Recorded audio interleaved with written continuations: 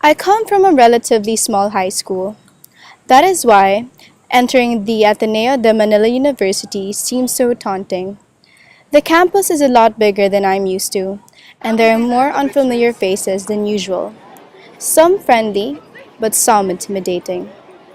Aside from this, my old high school was really strict. We were not allowed to dye our hair, paint our nails, or wear whatever we want. This made going around campus really interesting. Seeing all the types of different appearances and attitudes were definitely something that would capture my attention as I walked from building to building, class to class. All in all, I find Ateneo quite amazing. But I've always wondered, how did Ateneo start out? I mean, it couldn't have been always the ginormous, interesting, and prestigious school it is today, right? It, just like everything else, must have started from something, like the name, for example. So, I tried asking a friend who's familiar with Atenean history, since he's been studying here for most of his life. He blabbered on with specific dates, places, and important people, but I only retained a handful of information.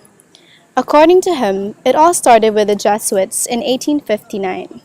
While the first campus was still in Intramuros, the school was called Escuela Municipal de Manila. It was only in 1865, when the school started to offer secondary education, that it called itself Ateneo Municipal. After a few years, the Intramuros campus burned down.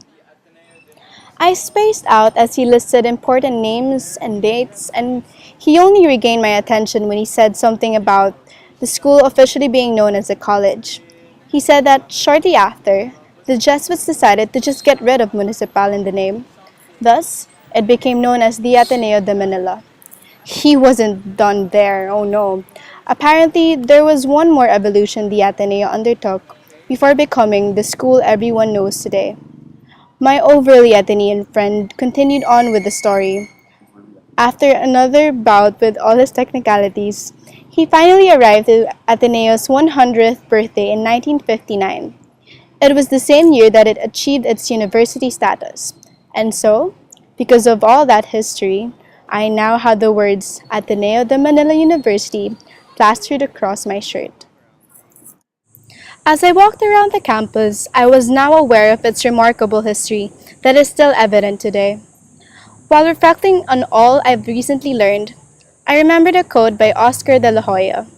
There is always space for improvement, no matter how long you've been in the business. With this quote, I realized that the Ateneo de Manila University, just like many great things, had gone through many changes before becoming the remarkable school that it is today.